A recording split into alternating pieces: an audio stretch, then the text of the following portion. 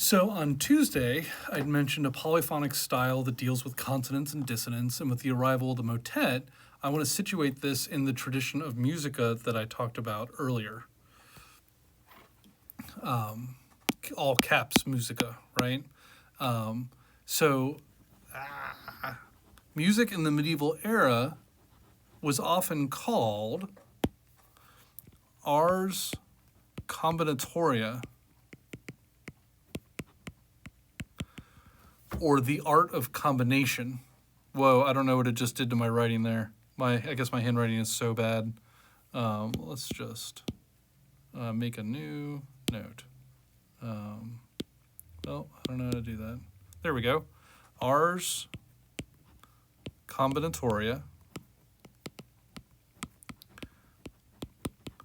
or concordia discourse, which means concord from discord or agreement from disagreement. But they both mean finding a way to bring different, possibly clashing ideas into a kind of order. Like I said, the art of combining or agreement and disagreement. So composers saw the process of resolving dissonant intervals to an accursus, or linking different texts in a motet, as being similar to how astronomers made sense out of the chaos of stars and planets, or how mathematicians help us understand all the shapes and motions that we deal with in life. It's an act of imposing a kind of divine or divinely inspired order on an imperfect reality. And the more complex and clever the combination of elements was, the more it approached the ultimate act of ars concordia, which was described in Genesis, when God made everything.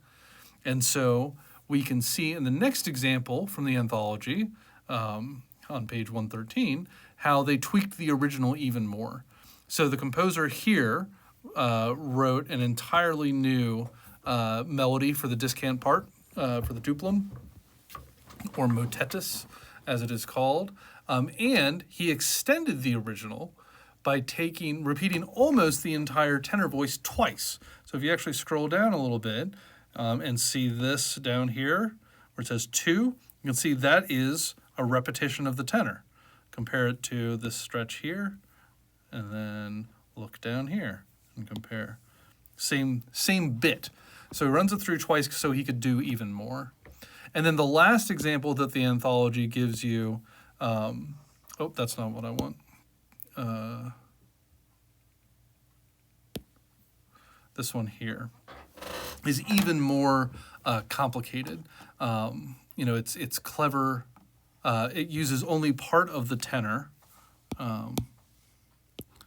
right? But what it does add is 2 new voices. So this is called a double motet, because it's got 2 texted voices on top, and those the texts of those are related to each other in the fact that they are the first half and the second half of the same poem sung simultaneously, which would be kind of overwhelming to listen to.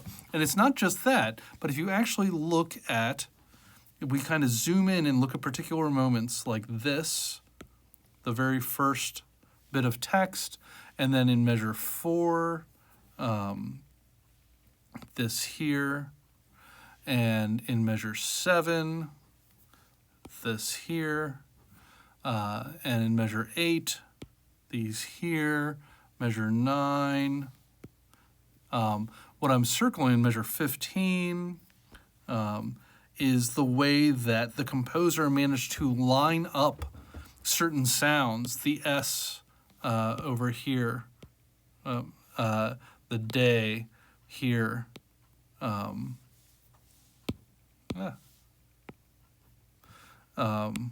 nay, o, a, nay, even though the poems aren't really happening, or the halves of the poem aren't really happening at the same time, he manages to line up vowel sounds in both voices, or consonant sounds in each voices, which is kind of bringing them this what must have been a pretty complicated sonic experience into a kind of agreement that ars combinatoria or concordia discourse.